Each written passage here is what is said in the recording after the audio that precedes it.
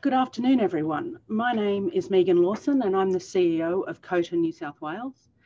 I'd like to welcome you to the launch of the 2021 State of the Older Nation report. It's an important discussion. We've had about 500 people RSVP to be here today, which is terrific, and we're pleased that so many of you have been able to join us.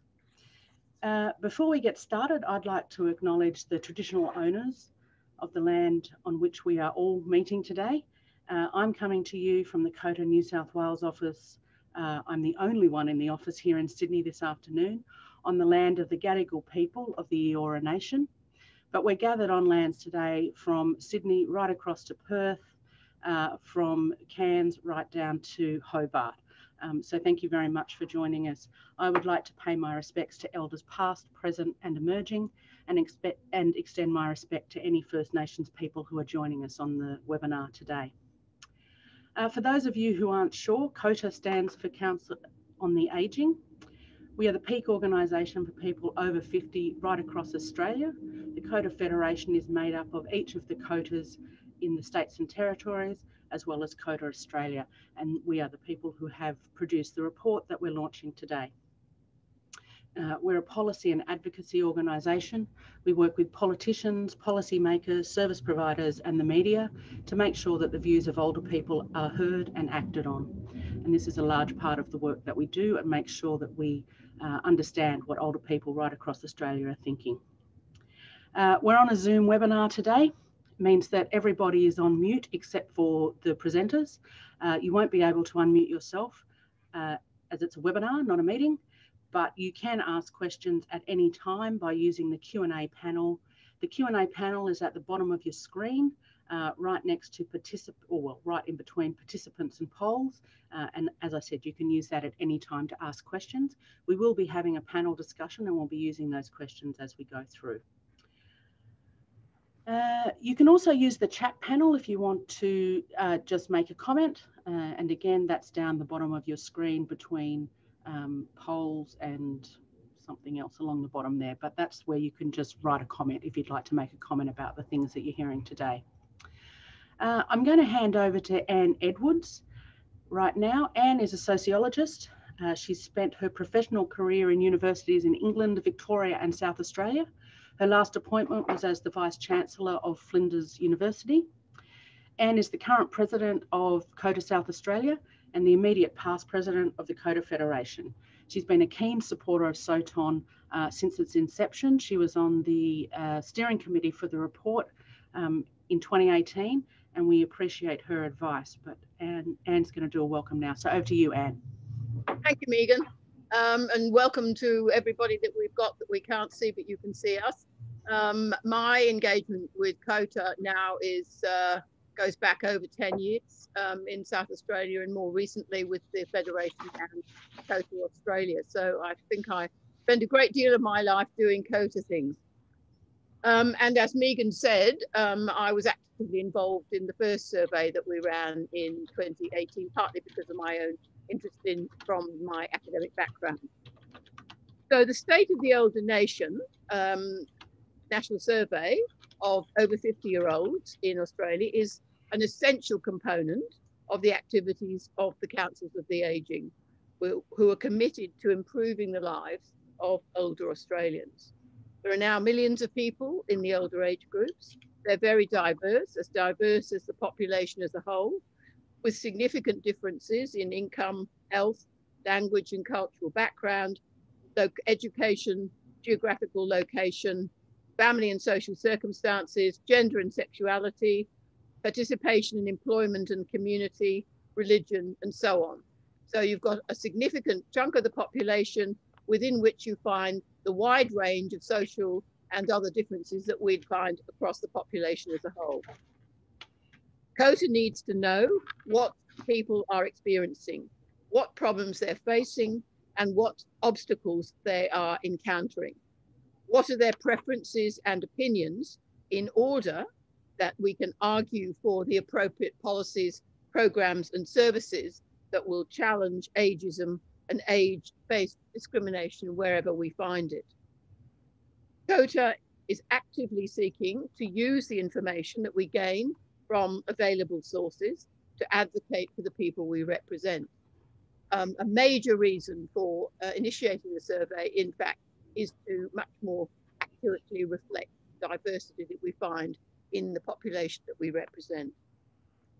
There is research, of course, produced by many organisations. University academics, community organisations, and the media regularly conduct surveys and other forms of research to produce information on the range of topics that can advise those of us who are working closely with the older populations. But COTA decided that we needed to design and conduct our own research in a joint collaborative project. We needed to run a comprehensive survey, the covering range of topics of our choosing, with a large representative sample of the older population across the states and territories, and to do this on a regular basis, not just as a one-off. So we decided we needed to employ a professional research organisation to carry out this in order to ensure that it would have the best methodology and independent credibility. The first survey was run in 2018 with an expectation of a second one some 2 years later, which unfortunately had to be deferred due to COVID. So there's actually a gap now. This is the third year since the first one. The value of surveys of this kind is greatly enhanced if they're part of a series, which would allow for comparisons over time of some of the basic information that we obtain. The results from the 2018 survey was extensively used and widely quoted, and we appreciated the external views of other people that this was the kind of initiative that an organisation like COTA should undertake. That confirmed our commitment that we would run a further set of surveys. The results from the second survey, which covers some new topics, will prove to be equally valuable.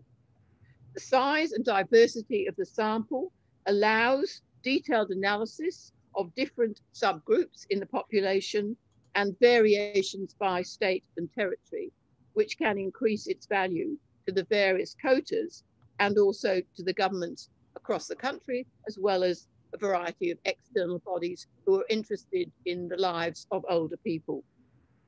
As the chair of the COTA Federation, comprising all 9 quotas, I thank all those responsible for the research that's led to the State of the Older Nation 2021 report, and in particular thank Newgate, our research contractors, and I look forward to the publication proving to be as valuable as was the 2018 report.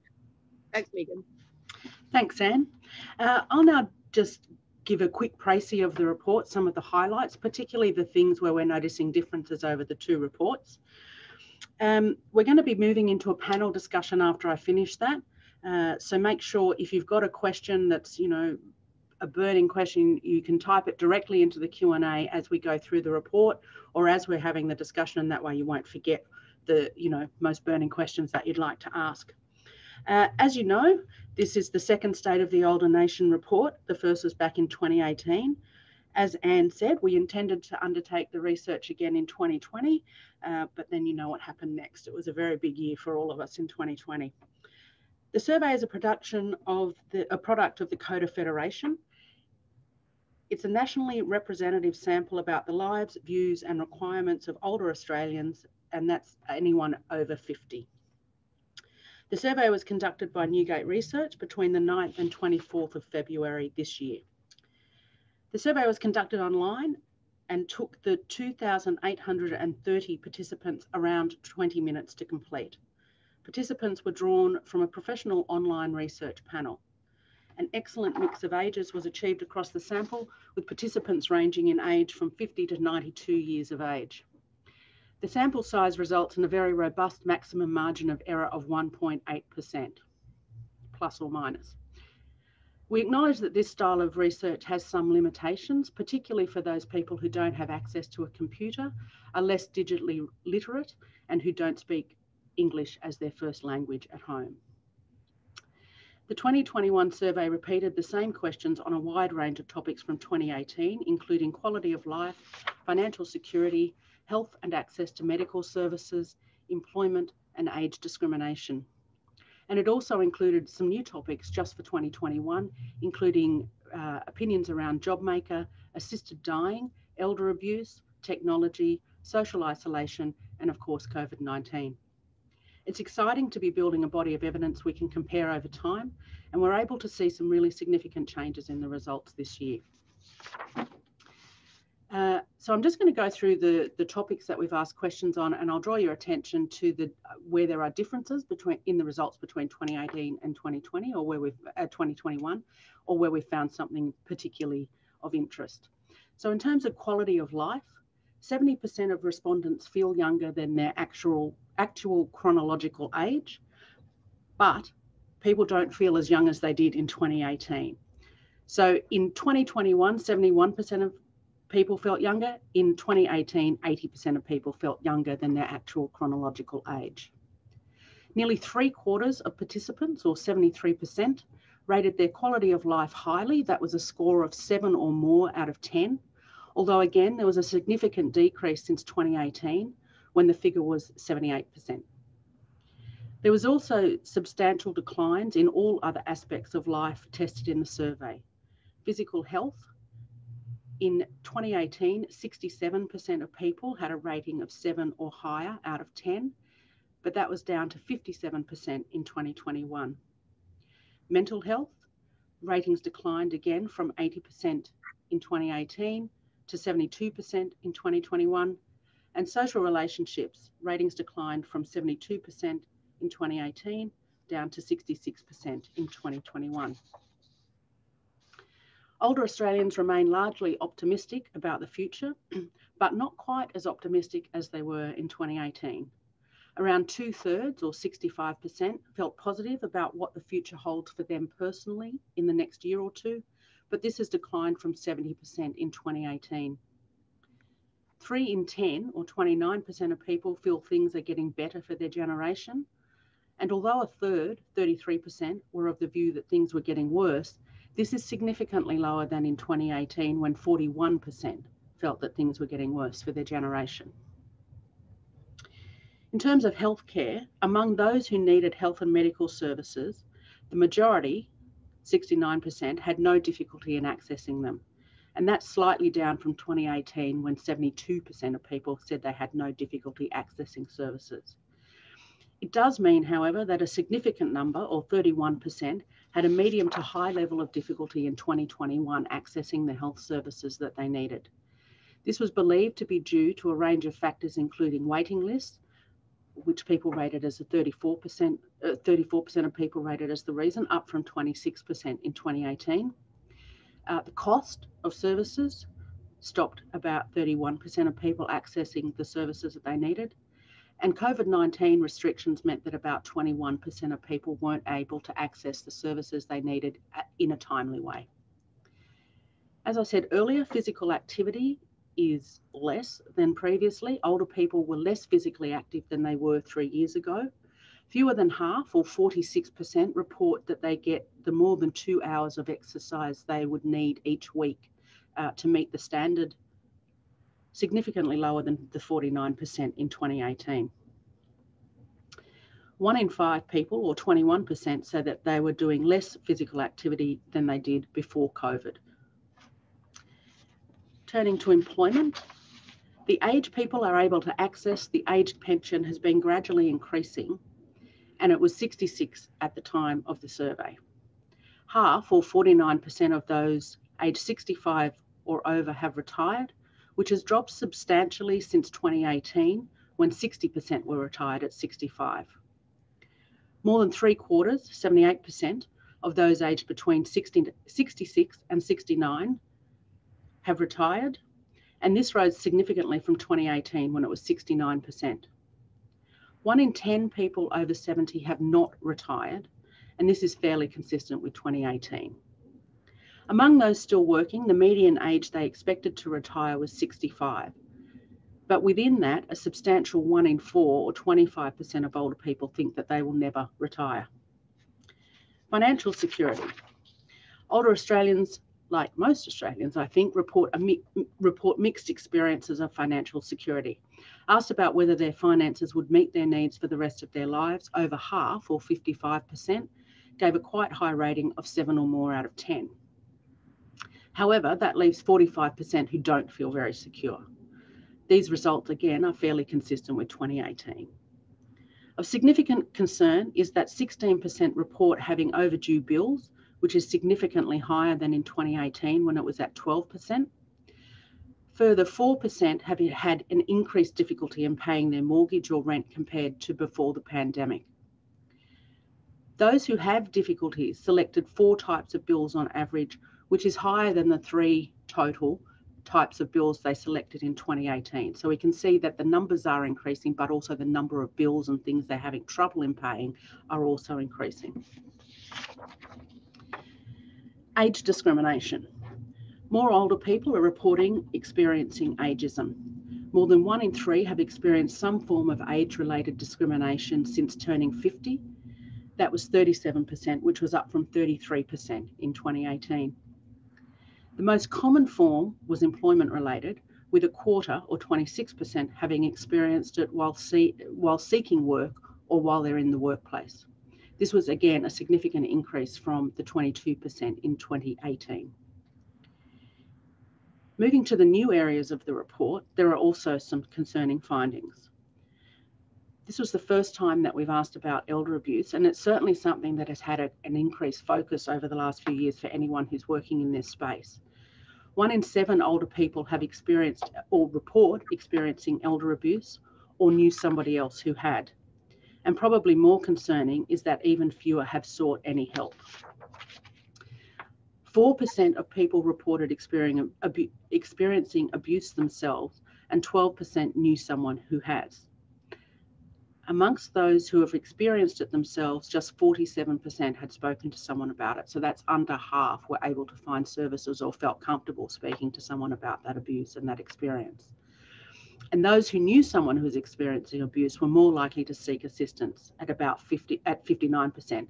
But that still leaves 41% not seeking support. And again, I'd say that's fairly concerning. For people working in this space, you would know that there have been an increasing number of services over the last few years, but it clearly points to the fact that people either don't know where to go or just don't feel comfortable reporting. Loneliness and isolation. Obviously, this survey was taken during one of the Melbourne lockdowns, but the experience of lockdowns and COVID-related restrictions is fairly strong in the mind of everybody in February this year. And while the vast majority of older people have had contact with people in the last week, so the question was, have you had contact with someone in the last week? 96% of people reported that they had had contact with some other person outside their household in the last week. But some isolation is still clearly evident. 72% of people feel welcome in their suburbs. 63% say that they can rely on their neighbours. But more than half, or 53%, say they haven't felt, while more than half, 53%, said they hadn't felt lonely in the last few weeks, almost half, at 47%, said they had. And it's interesting to look at the age breakdown of those statistics, and we'll do a little bit more of that later. And the pandemic, half of older Australians said they were not really affected by the pandemic. 49% said they were not that affected, but 26% gave a score of 7 or over, and 6% were feeling very affected. 29% reported a decrease in their household income over the time of the pandemic. 23% had a decrease in the numbers of hours that they usually worked, and 22% said that the numbers of their hours of volunteering had decreased as well. And obviously people volunteering and work are using that not just in terms of money, but as a way of engaging in their community. So obviously that had decreased as well over the period of the pandemic. So that's the highlight figures. I would say to you that the full report and the summary report are available now on the website www.stateoftheoldernation.org.au. So you can download that and have a look at the figures yourself and some of the infographics in there, which I think you'll find interesting. If I could ask the other panelists now to turn their cameras on, because we'll move into the Q&A section now. Just one more quick reminder. In fact, it's not the last time I'm going to remind you. You can use the Q&A panel at the bottom of the screen to ask questions. And as I said earlier, you can use the chat function if you want to make a comment on something that you're hearing. And I'd like to introduce now our other panel members. So the first person I'll introduce you to is Sue Leach, who is the COTA Tasmania CEO and the chair of the COTA CEO group. Sue has been the CEO of COTA Tas since 2012. She trained as a pharmacist and has extensive experience in health and ageing policy and holds a Masters of Ageing from the University of Melbourne.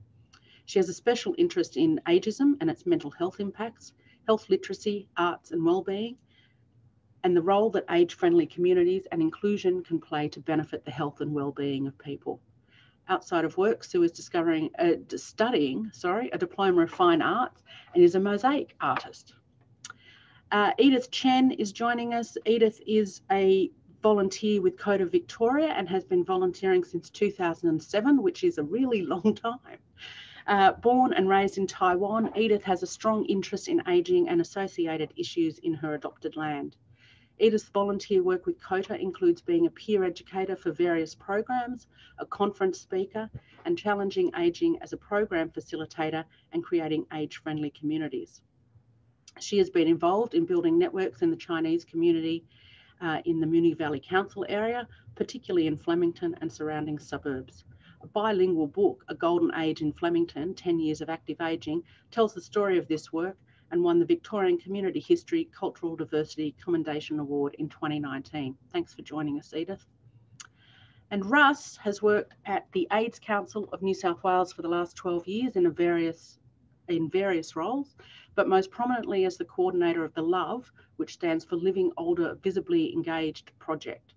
The project supports older lesbian, gay, bisexual, trans, gender diverse and queer seniors to lead healthy, active and more social lives. Russ is passionate about the older LGBTQ community. To help reduce the negative impact of ageism, Russ believes that older LGBTQ people should be more visible and recognised by the broader community for their resilience, strengths, knowledge and unique lived experiences. Russ believes no one should be left behind as they age and that allied and aged care service providers must continue to improve their policies and procedure for the inclusion of older LGBTQ people. So Sue, I'm going to start with you first up. The youngest cohort, people aged 50 to 59, are the least satisfied with their quality of life, 68%, while the eldest respondents aged 80 plus are the most satisfied at 85%. What do you think are some of the factors, or what are some of the things that you are hearing are contributing to this younger group feeling less positive about their lives? Hi, Megan, and thanks for letting me join the panel today. Look, certainly what we do here, and we do know that this younger cohort are certainly more affected by workforce issues. So if they have lost their job, for example, and want to get back into the workforce, it is significantly harder for them to do so. And they are experiencing age discrimination in the workforce. So we do tend to have an ageist society as it is, but it actually comes to the pointy end with stereotyping and discrimination within workforces. And this has come through in State of the Older Nation as well, particularly in this age group. So, for example, the data for the 50 to 59 age group says 41% had experienced age-related discrimination, which is up from the general older age group of 37%, and 31% had actually experienced discrimination within the workplace. So that is a significant issue. And also, if people have lost their job and they're trying to get back into the workforce, that adds incredible stress in their lives. We know that sense of well-being and sense of purpose is really important for people's mental health, as well as the income impacts as well. We know that there's a gap in social supports in the unemployment area, and that's something that COTA has been working to try and improve. So if you're under financial stress, then all of these things add up to creating more stress in people's lives. If you're women, women over the age of 50, particularly if they don't own their own home, they're in a more precarious situation again from an income perspective. So it's a tough space to be in if you're not in the workforce and you don't own your own home. Yeah, I think we did some work in COTA New South Wales last year, which found a very similar thing, and we were quite surprised initially, but it's really consistently coming across in these surveys now that that age group are the ones who are finding, you know, that period of their life quite difficult. And I think, as you say, there are so many different factors that are influencing people's lives at that age that it is a really difficult time to work through. 49% of older Australians reported that they were not affected by the pandemic. However, 1 in 4 reported being quite affected, including younger groups, as we've just discussed, those living in Victoria, because obviously they went through a lot more lockdown time than the rest of us, those who identified as LGBTIQ and First Nations people. So Russ, do you have any thoughts on why these particular groups may have struggled during the pandemic, and what are you hearing from the people that participate in your groups at the Love Project? And I'll just remind you to unmute yourself. Thank you for that. Thanks, Meagan, for having me along today.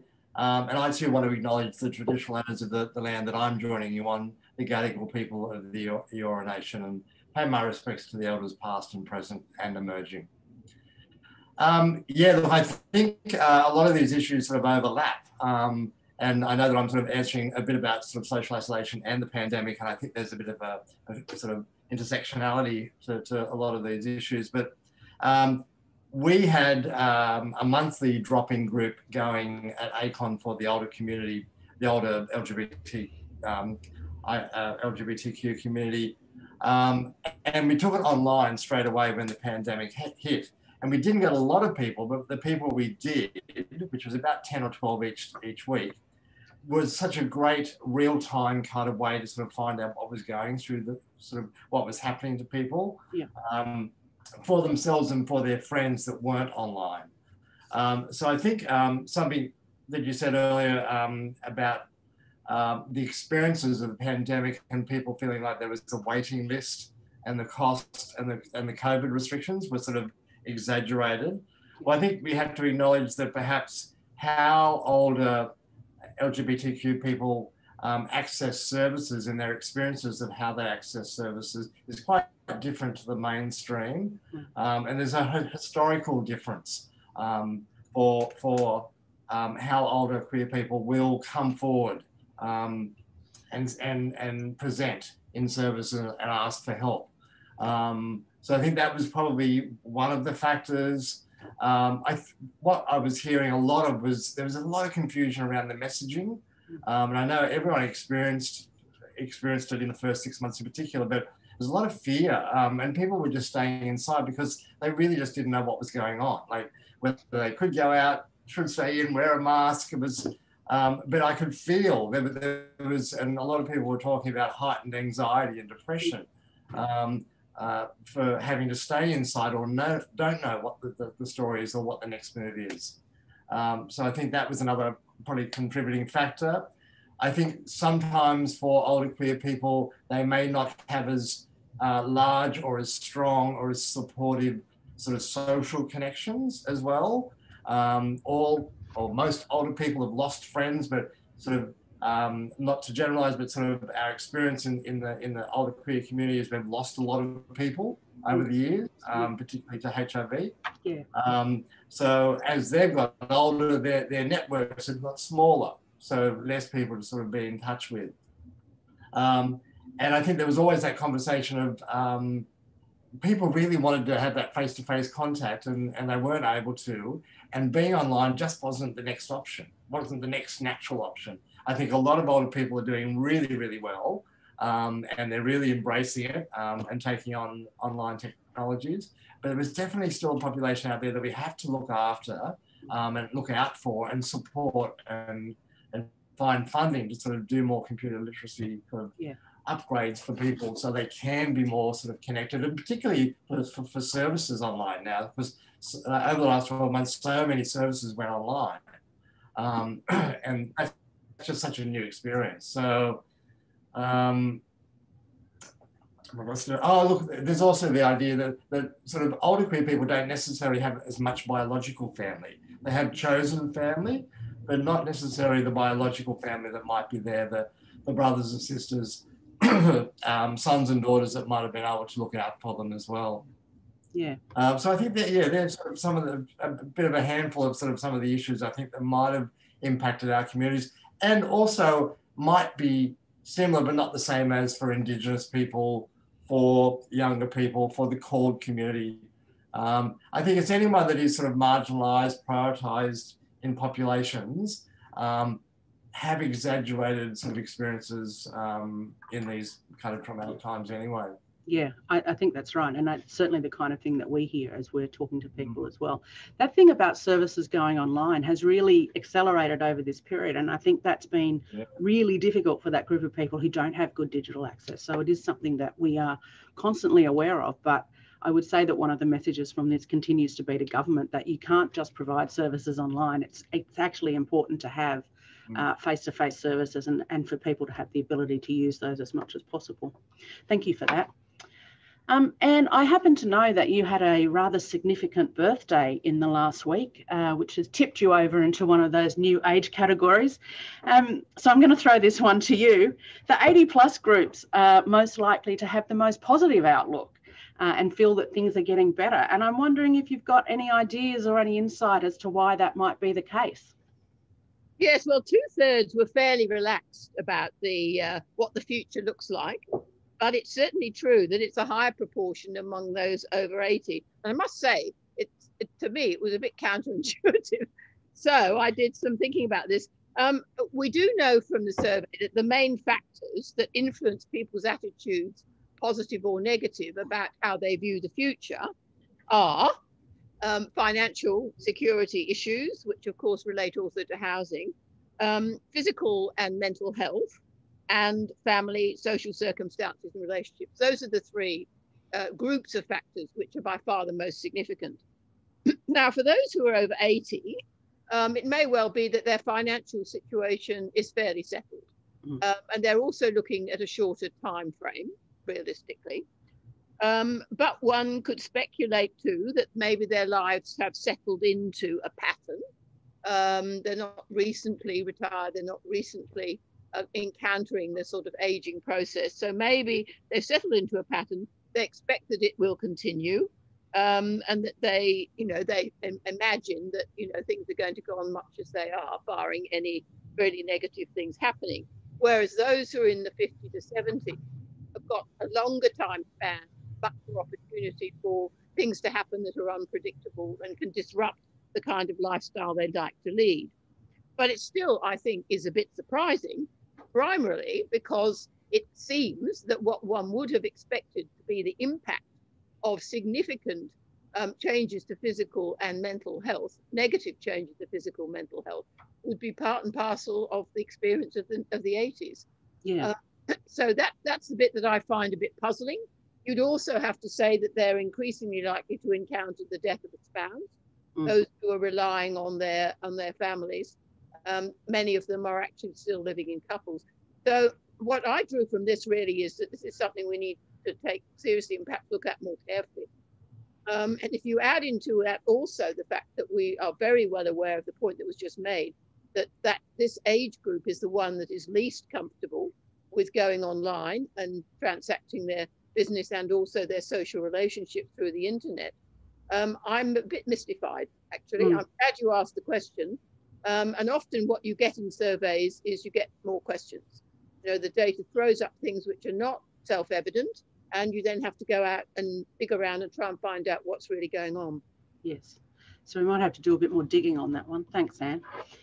Edith, the results indicate that fewer than half of older Australians are doing the recommended amount of exercise per week, and that this has fallen from the 2018 survey. Do you have any ideas around what you think could encourage and support older people to exercise more? I reflect on this question a little bit, and I think perhaps that links with the people's value. In my contact, people certainly know value of exercise. However, they would like to have someone to be with them. Therefore, I think there's a value if in the Western culture, you can find a company, or in the Asian culture, you can find a group and someone lead them, someone to lead them that helps. And perhaps the dynamics of exercise, like varieties, the walking, which is the most simple one. But however, there are other exercises, as we know, that helps too.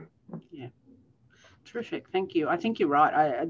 I think that there is quite a bit of evidence around people having supportive groups around them. People who exercise with other people are more likely to keep doing it rather than on their own. And maybe that explains part of it, at least during 2020, when people weren't able to really gather the way that they had been previously. I would remind people again that you can be putting your questions into the Q&A. We will try and get to some of those shortly, but it is down there, and you can add comments into the chat as well. So we'll move now to have a bit of a think about some of the issues around finance. The results indicate that growing numbers of older Australians are struggling with their bills. 16% reported that they had overdue bills, up from 12% in 2018.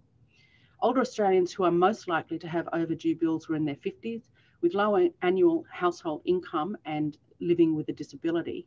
Sue, can you talk about what kinds of changes to government policy we would need to see to start to address this growing inequality? Yes, thanks, Megan. Look, this is an area that we've been very interested in, particularly in Tasmania here. And we know the data is showing us that the sorts of bills that people are leaving to go overdue, so electricity or gas, mobile phones, vehicle registration was high, but it was a new question this year.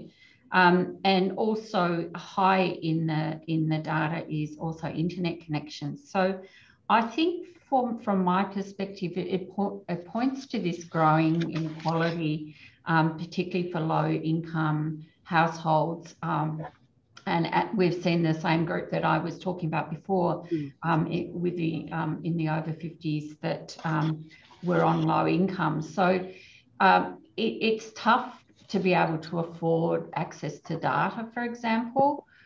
People are encouraged to do everything online. They can get discounts for paying their bills online, but if you can't actually afford to have that mobile data or that broadband connection, then things are tougher for you.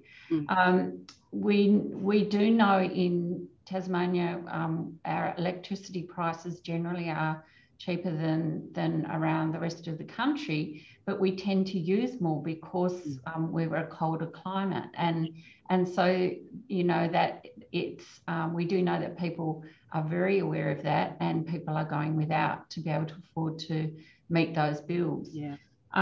We've got a bit of a challenge here in Tasmania where there is an app that people can use to monitor their energy usage, but there's a fee involved in actually using that app. So for us, that's a bit of a quandary from my perspective.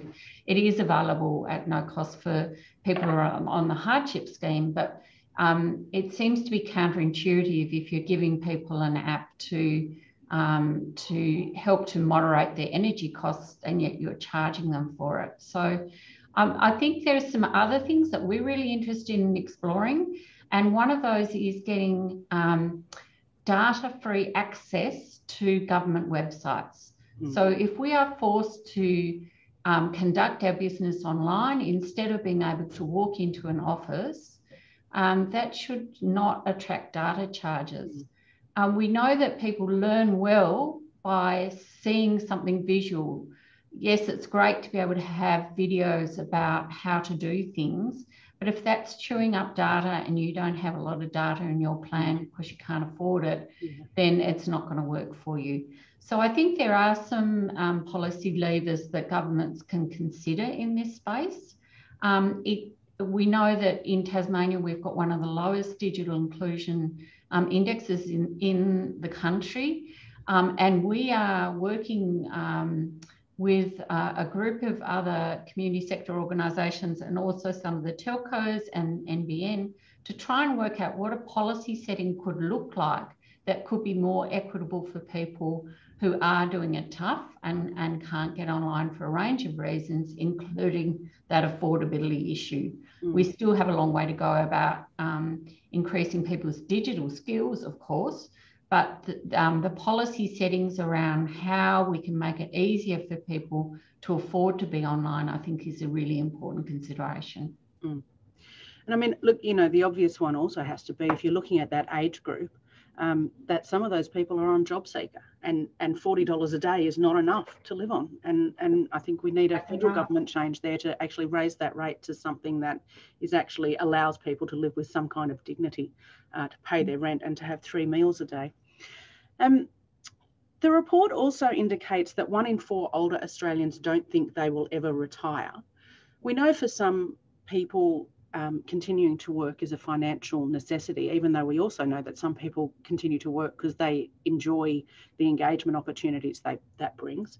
But Anne, you've had a rich and varied career. What are your thoughts on some of the other reasons why many older Australians wish to remain in the workforce?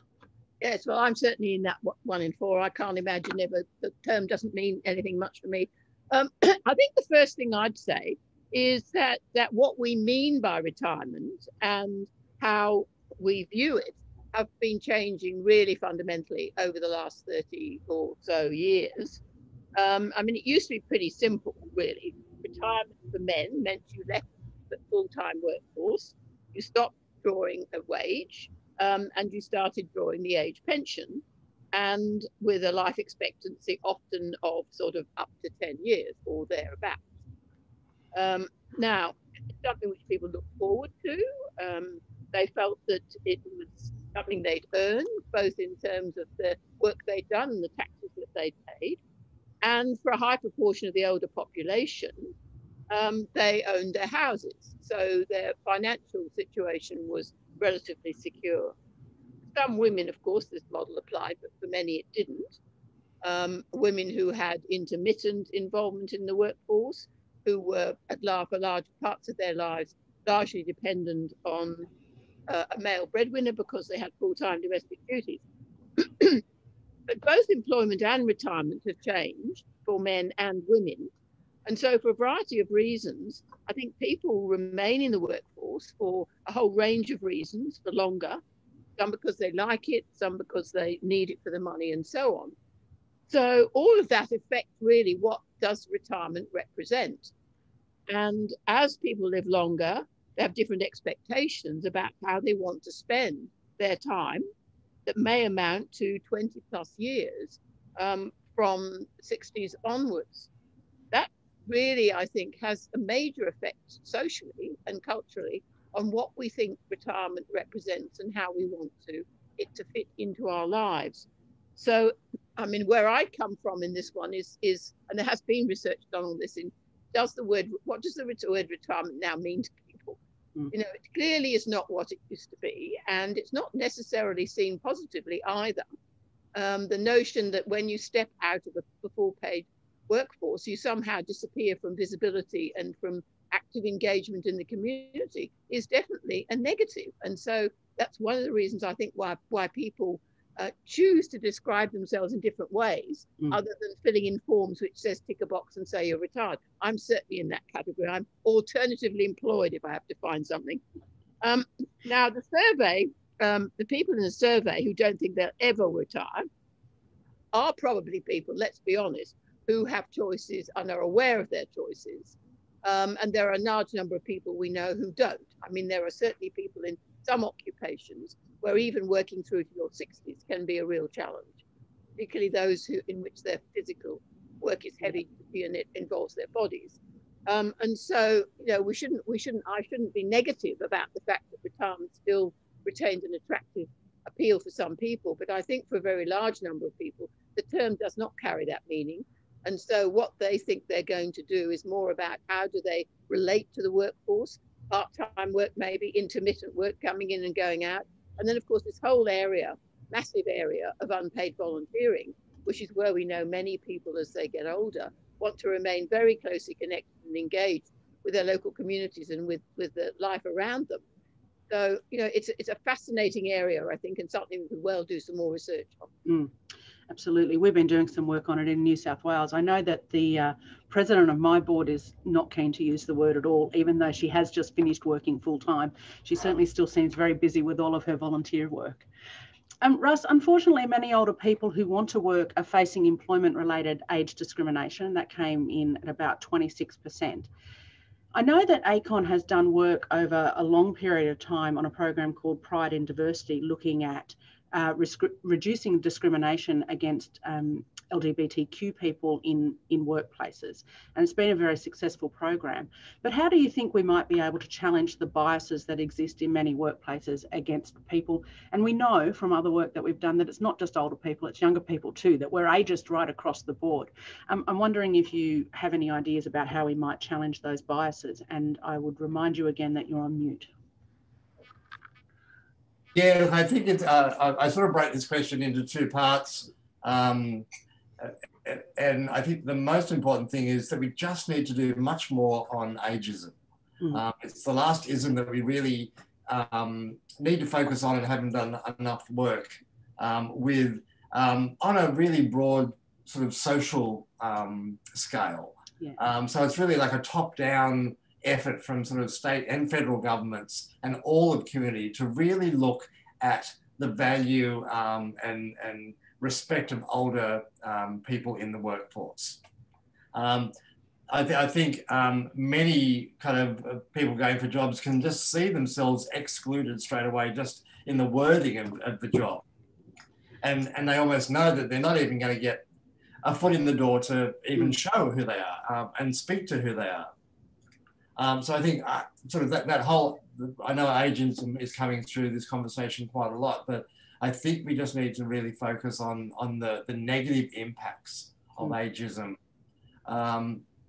The other component that I think that we need to do more work on, which is where Pride and Diversity sort of comes in, is just having a much better understanding of sort of how workplaces work. So there are policies and procedures that create an inclusive and welcoming atmosphere for all people with diverse sexualities and gender identifications, making people feel safe, so they don't feel bullied, so they don't feel sort of ostracized or less than just because of their sex and gender identity.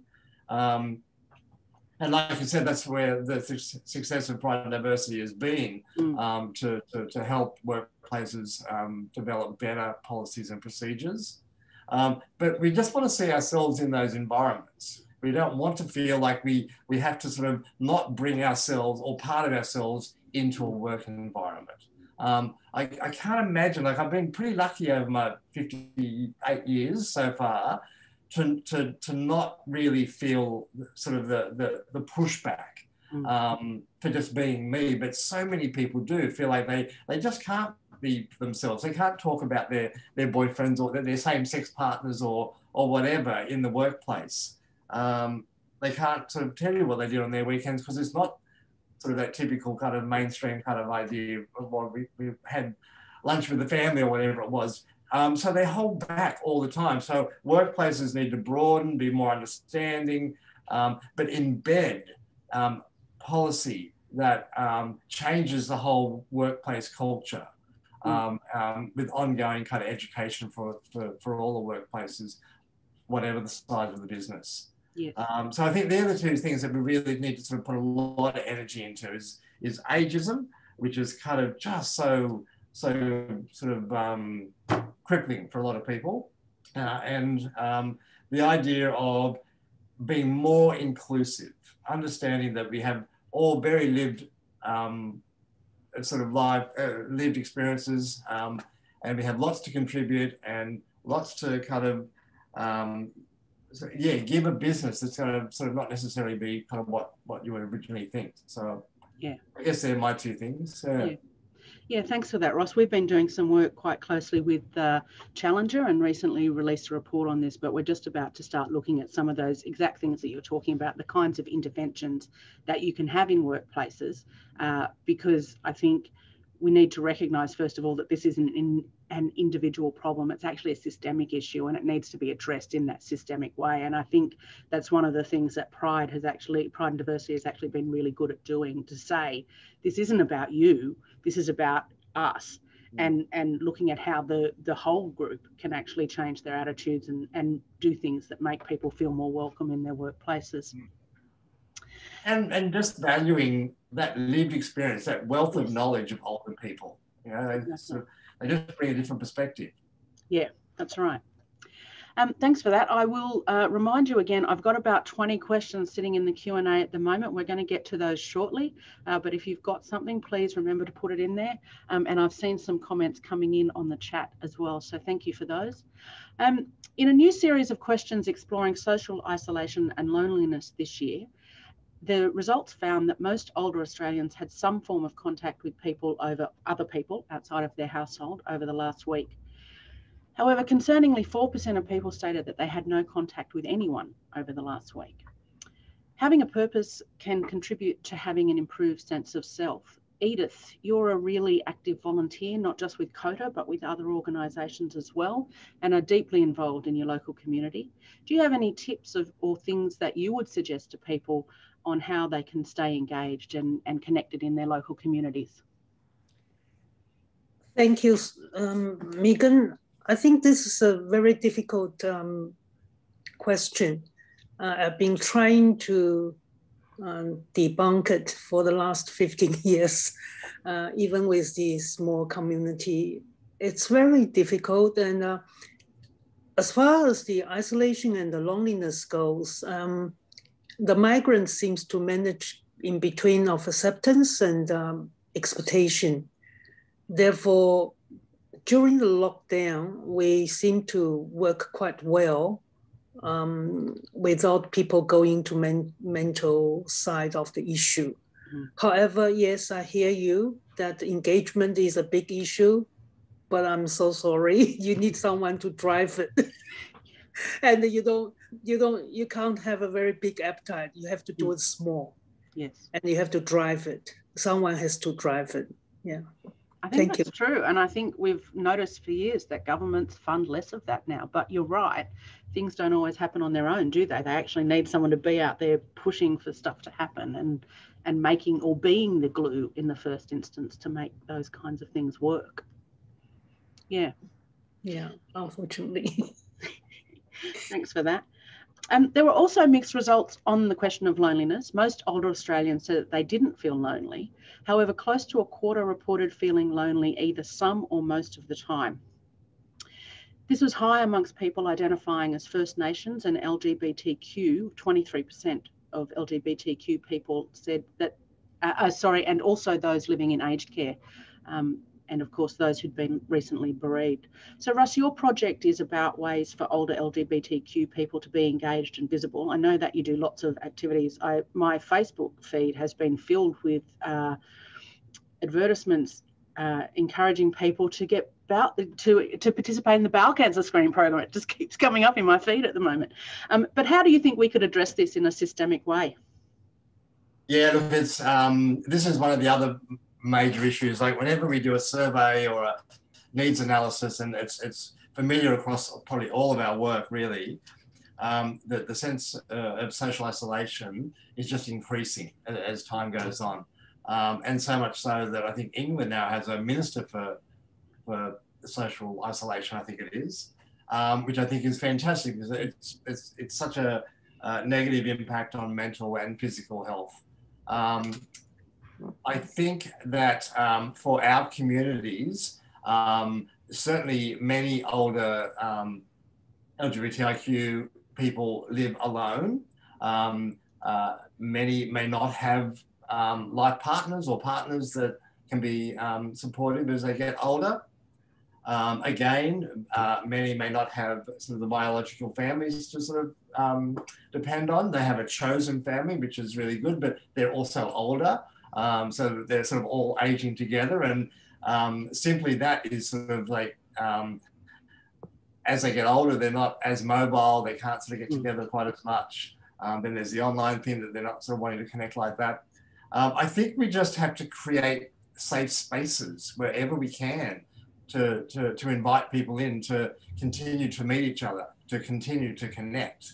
Because the greatest thing is sort of the work that the Love Project does, and the nicest thing that I experience is once you get people together, then they can generally sort of form their own support networks. And it only takes two people. Like, it only takes that little conversation between two people that all of a sudden they're going to pick up the phone and talk to each other and be that sort of connection for each other.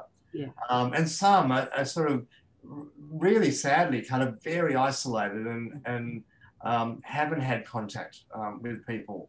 I think it might have been you, Meagan, that said earlier on too, older queer people may not feel like they can turn to their neighbour, or they may not feel as welcomed or included in the local community, in those groups. So again, I think there's just more work that needs to be done on sort of understanding that we all have very different lived experiences, different lives, but we can all be together. Like, we can all sort of enjoy each other's company. It doesn't have to be kind of always segregated. But also, that said, those safe space for us to come into so we can sort of be with our community. Yes, yeah. And I noticed something pop up in the chat just while you were chatting then, talking about intergenerational approaches. Has the Love Project done much of that work, trying to build those connections across different generations of the community? Yeah, look, I love that work. It's not always the focus of our activities or events, but certainly we've done specific sort of activities where we really focus on that intergenerational conversation. We did a series of drawing classes a couple of years back called Love Lines, because we use the love acronym everywhere. But it was so lovely to bring people in a creative way. So we kind of captured, we weren't actually bringing people in to tell them you need to be fitter or sort of eat less sugar or whatever. We weren't sort of preaching to people about sort of health and well-being, but indirectly we were sort of improving their health and well-being, because we were bringing them into a space that was safe and welcoming, and they could have these amazing conversations. And to see sort of a younger person sort of talking to, like, someone 20 talking to a sort of a 70-year-old was quite unique. And I think it's really powerful too, like that shared experience of what it's been like for older people to get through, as opposed to sort of a younger sort of peer person's experience.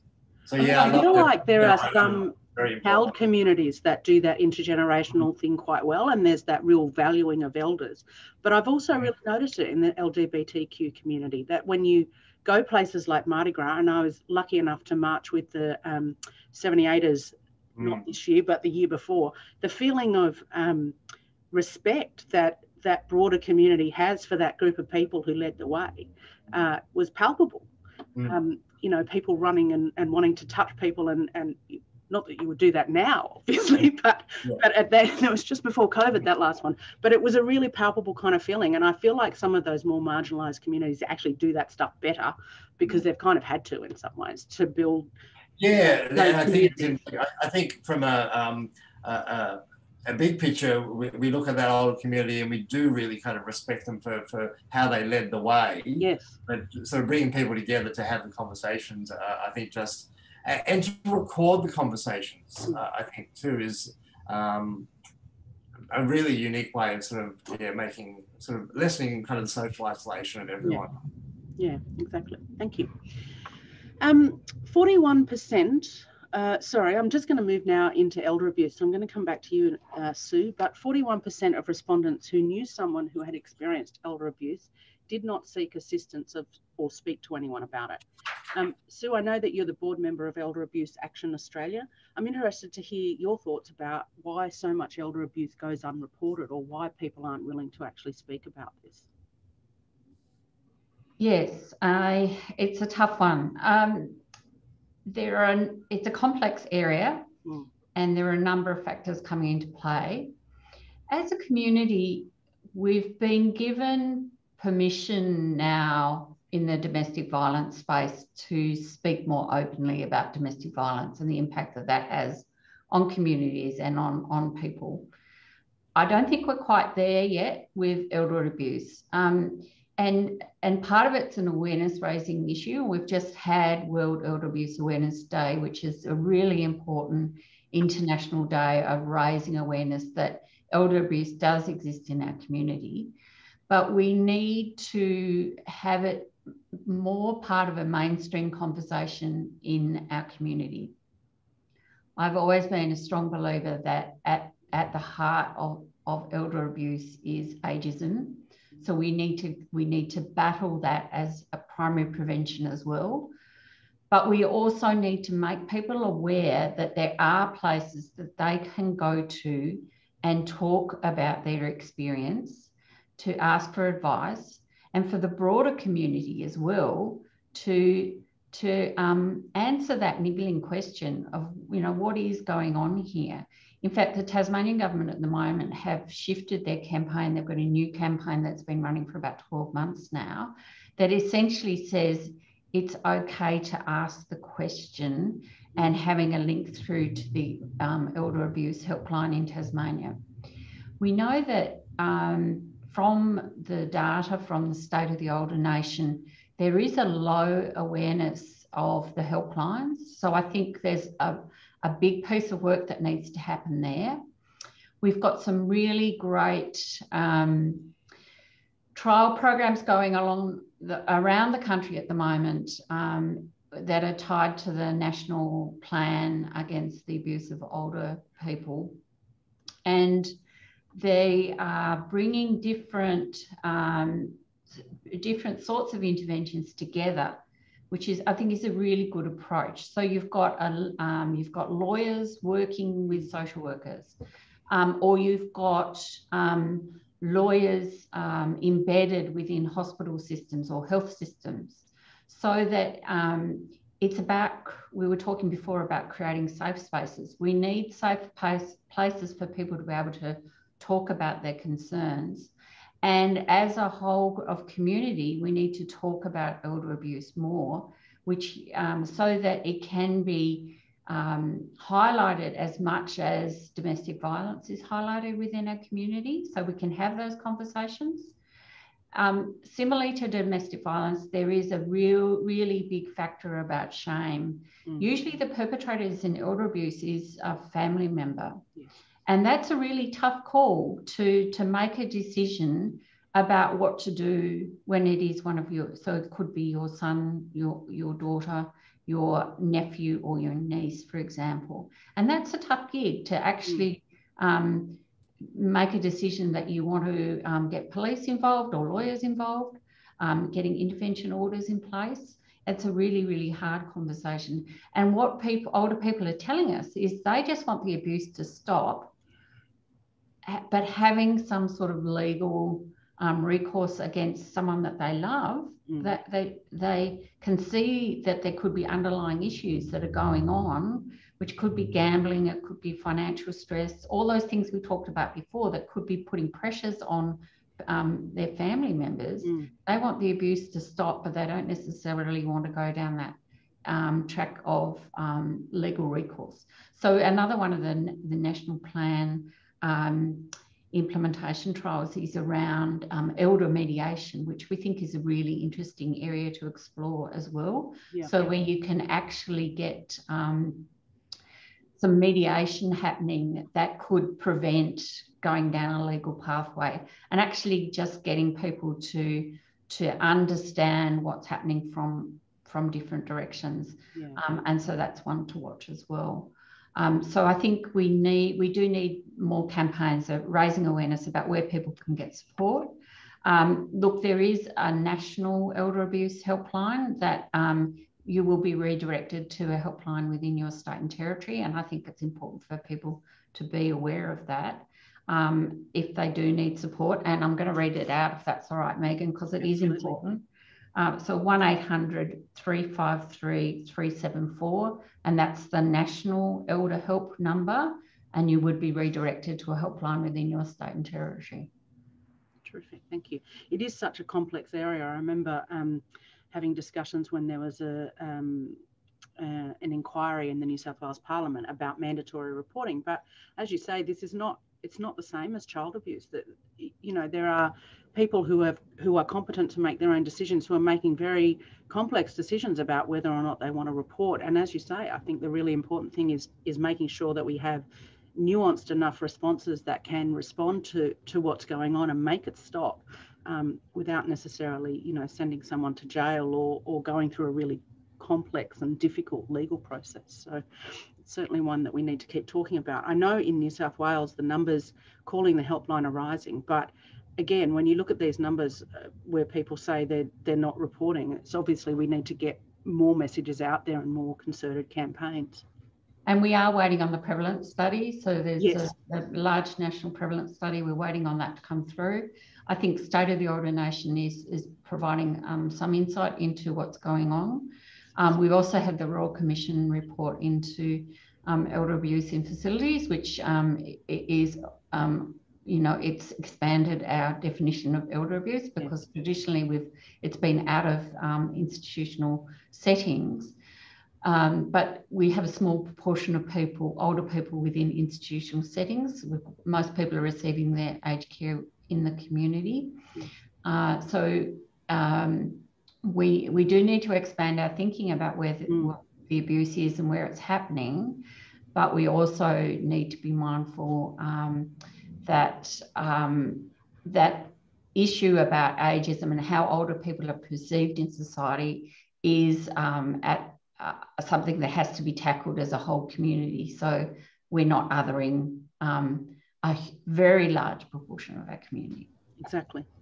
Thanks for that, Sue. Anne, I'm going to throw over to you now, because there's been news in South Australia this morning, but the report shows us that support for voluntary assisted dying continues to be really strong among older Australians, with 76% supporting legislation. And we've obviously had legislative changes in Victoria. There's certainly a discussion happening in Queensland, and there is news in South Australia this morning, I think, Anne, that has passed the upper house as well.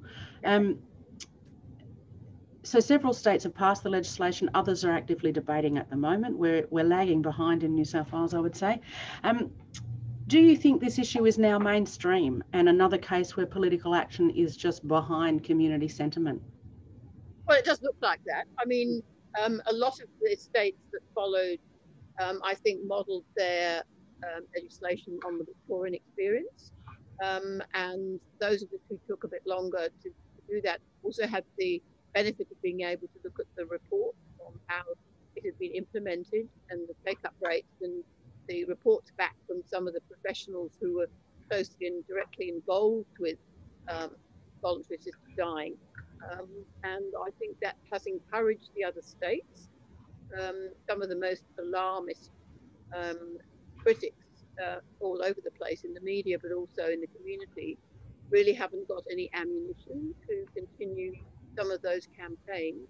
I think that has probably helped some of our parliaments who were perhaps had mixed views, were very risk averse, I think, faced with a vocal minority, rather the same in other areas of what we would call social justice, equity kind of legislation. So we were pretty confident, Meagan, that it would, after the first round of it started in the upper house, went to the lower house, went back up to the upper house with some amendments. So I mean, I have been following some of the reports that have come back, particularly from Victoria, and I think they would be reassuring to other states that there's a very strong support for the people who most directly believe that they would like to make use of it, but also their immediate families. And then the general population views about feeling that people should have the rights. I mean, it's terribly restrictive, the conditions that you have to meet to be able to access it. So, you know, it's a very, very cautious approach. But, you know, I think that, and I'm very pleased to see that we include specific questions in this latest survey, because there does seem to be a momentum building up. Yeah. And I haven't had a chance to actually look at the state-by-state data yet, but I'll be interested to see. I know with other social changes, you often see that that continues to rise beyond the time that the legislation is introduced.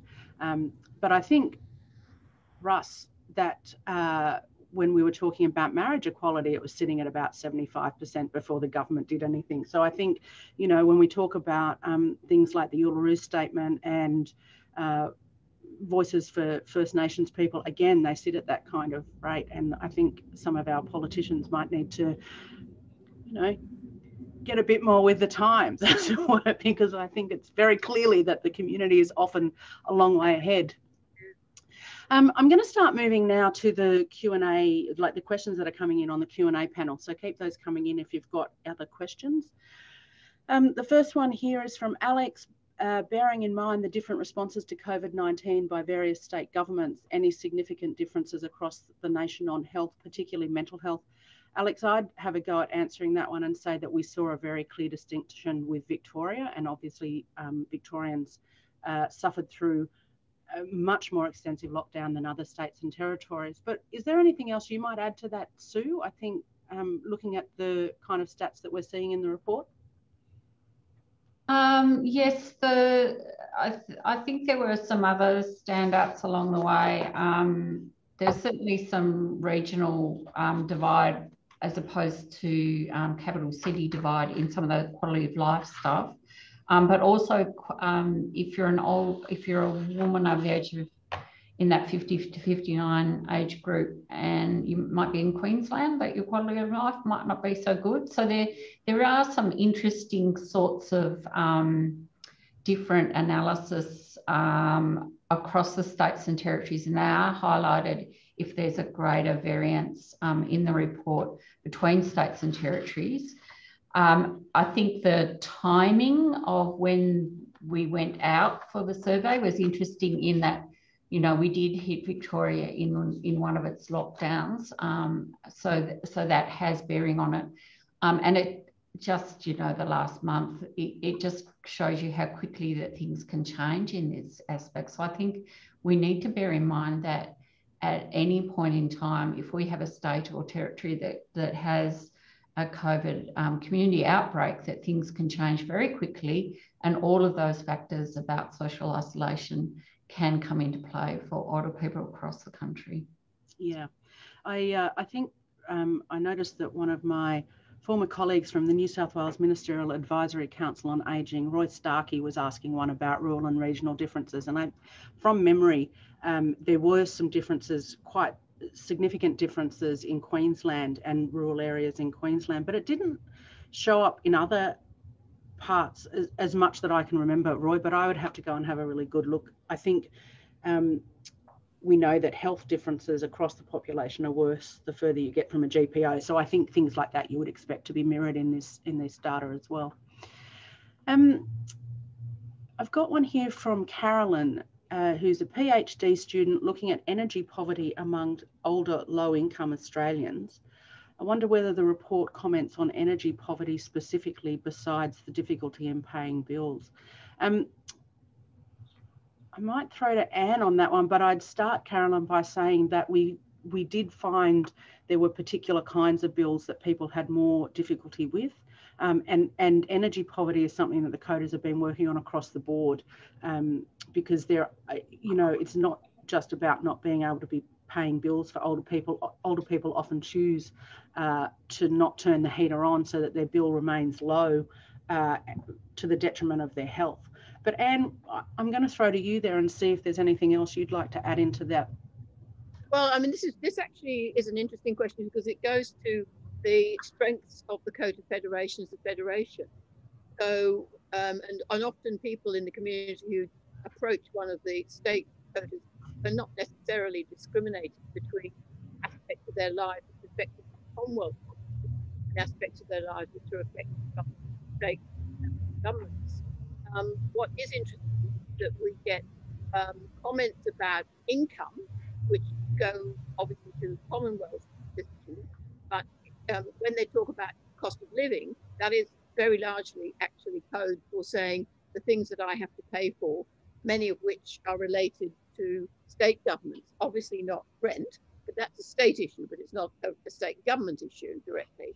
But certainly some of those other utility costs and access to those, transport costs, a range of things which make everyday life possible are things which fall within the scope of state governments. And so the state and territory quotas are the ones that mostly go out to bat on those sorts of issues. And there's no doubt that the people who are managing without a great deal of extra margin in their budget, that's where those are the costs which are not discretionary, but may in fact have to be reduced. I mean, food and transport and mobile phones and subscriptions to streaming and all those things which might look quite small individually actually make a huge difference in the kind of life that you lead in your 60s. And many of those have been going up. So I think, but I think the basic point I make is that the quotas, one of the reasons why the quotas try to work collectively is that we want to cover the whole range of issues that people raise and then work out what point the intervention needs to be and where we want to go in and lobby for some change in policy and practices. Excellent. Thanks, Anne. I agree with that. I think that is one of the reasons we have been working so hard together on some of those issues. So thank you for that. There's another one here from Stephen. Is the increase in reports of experiencing ageism due to increased frequency of episodes and/or an increased awareness and sensitivity to ageism? That's a great question. I don't know that it's covered in the stats, but I'm going to hand it over to Sue and see what she's got. Yeah, look, I think the media has an incredible role to play in this space, and we've been thinking for some time that there's something in around trading media, around how they actually talk about older people's experiences. We saw it. It was an absolute classic during COVID, where we had the one side of the economic commentators were coming out with incredibly ageist comments, and it really brought things into view sharply that there is this underlying ageism in our community, and somewhere along the line the media has a responsibility about how that debate goes. You see it a lot in some of the talk show sessions, so programs like Q&A, for example, and the drum. When my husband talks to me about my alarm bells going off whenever I hear ageist comments coming up in these sorts of panel discussions, because I can't help but raise my voice to this sort of commentary. But the media has a level of responsibility where they can do good, but they can also do harm. And it points to, I saw a comment in the chat, or it might have been in the questions around how, they have been trained in issues around mental health and suicide prevention to put the Lifeline number, for example. We need to train them as well in issues where there might be a hint of elder abuse there, that the elder abuse helpline should be highlighted as well as Lifeline. So we've still got a way to go about getting those protocols in place. And do we have to do it in a more formal way? So we actually have a piece of work that's funded around this to actually have that conversation going in the right way. Yeah. But the more that we can do intergenerational stuff, I know there's been some chat around intergenerational projects, the better. In Tassie at the moment, we've got an intergen project going on where we've got a group of older people over the age of 60 with a bunch of teenagers from Cosgrove High, and they're in workshop this week, but next week they're going to be out doing street art, so spray cans on walls, and it's challenging perceptions about older people and younger people, and they're working together to create something new for a low socioeconomic community, and they're going to create something beautiful, so they have a sense of ownership in that community that they've created, but they're also starting that conversation about why do we other people, why do we say things about younger people that are not nice, and sweeping generalisms and stereotypes, and why do we do it for older people as well? So that's what they're working on at the moment. And I think the more that we can do that, the better. And creative spaces is really good to do that, because it gives you permission to think differently in the visual arts. And great to hear that you're doing that too, Russ, because I think having an arts-based approach to tackling some of these problems does give you permission to say things and think things in different ways that you probably wouldn't do in a normal policy setting. Absolutely. I think you're I'm with you, Sue, there. I'm with you, Sue, there. My boyfriend is now hyper alert to me being hyper alert to any comment about ageism. We're growing at one person at a time, right, Russ? I would also draw people's attention to, I know that the Ministerial Advisory Council in New South Wales did a piece of work, and it would be going back probably 5 or 6 years now, specifically speaking to media about terminology and the way they speak about older people. And I'll see if we can't get ourselves a copy to email out to everyone post-webinar so that people have got access to it, because it's great when these things are produced, but it's even greater when more people get them and are actually able to use them as well. But I think the point about it's all age groups. I mean, ageism means that people are using age as the factor which they describe, which determines people's attributes, and then the adjectives flow from that. And the polarization of negative images of young people, millennials and so on, are just as damaging as the images of us all being elderly once we get to about 61. So that's why the ageism is all ages, with particular reference in our case, obviously, to older, but it's something that no age group really likes. That they're all suffering under that, and that's a media, obviously, the way media likes always to put pejorative adjectives into almost everything that they describe.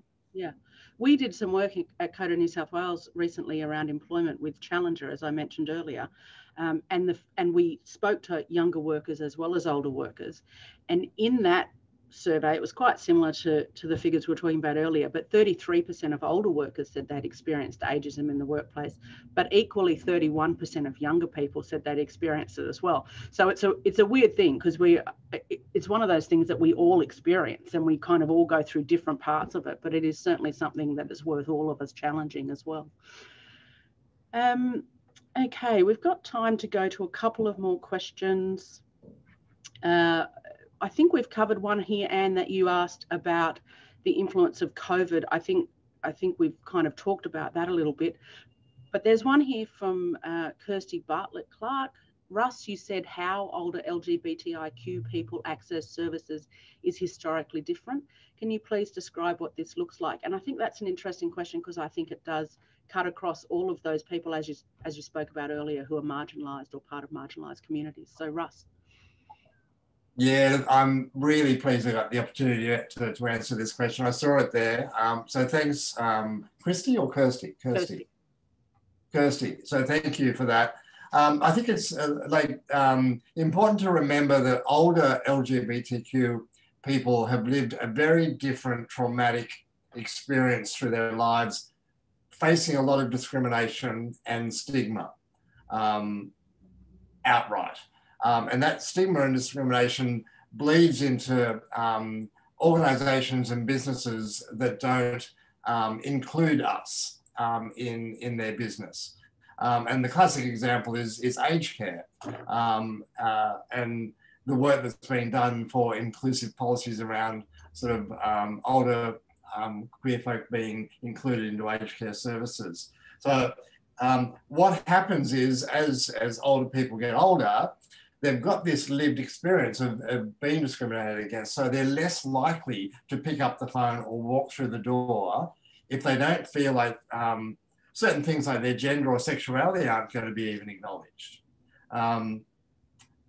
Sort of services assuming that you're a straight male or a straight female, or making all those assumptions sort of about our bodies and our sexuality and genders.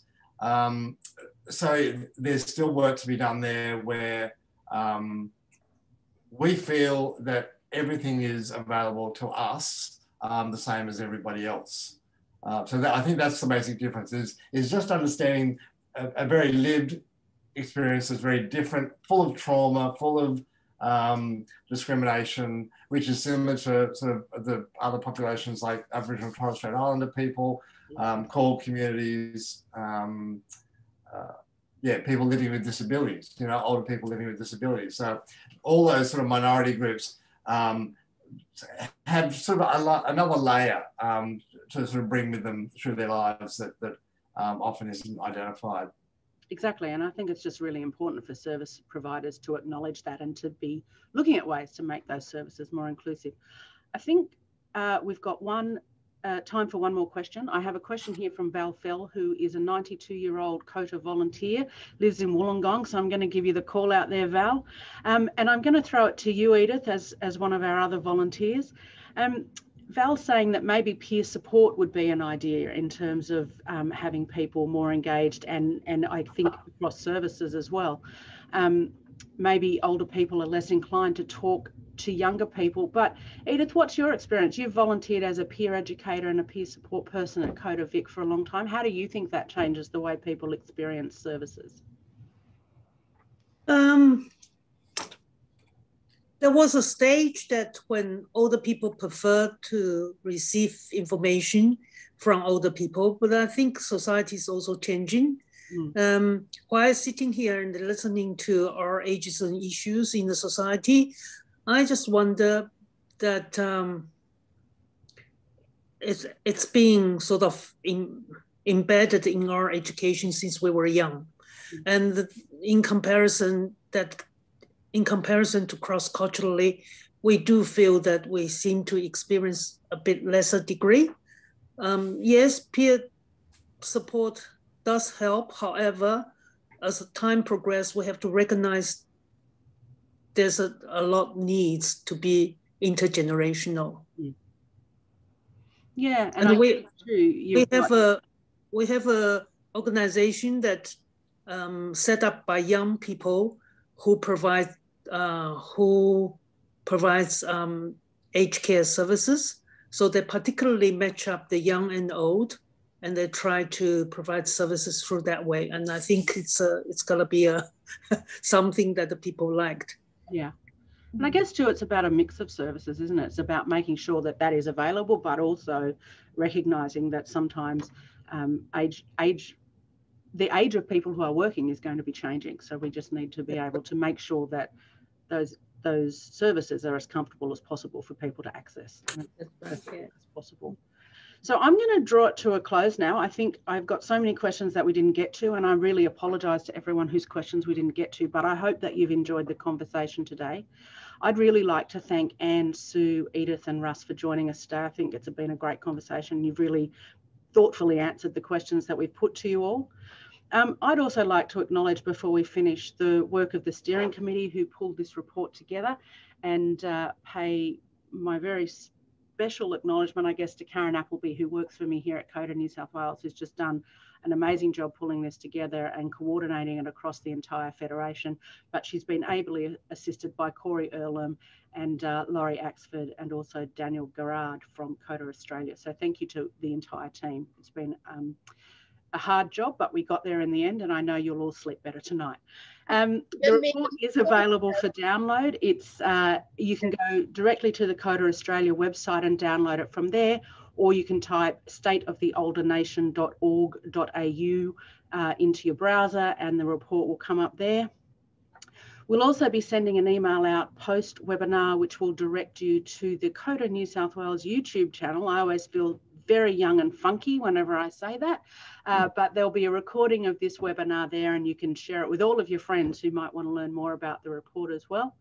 And I'd like to thank everyone who joined us today. We've had a great discussion. There's been a whole heap of people online. I hope that you've learned something and you've enjoyed the discussion, and I hope that we see you next time we launch the report. So thanks again, and have a great afternoon.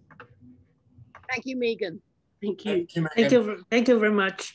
Bye-bye. Thanks, Meagan. Bye.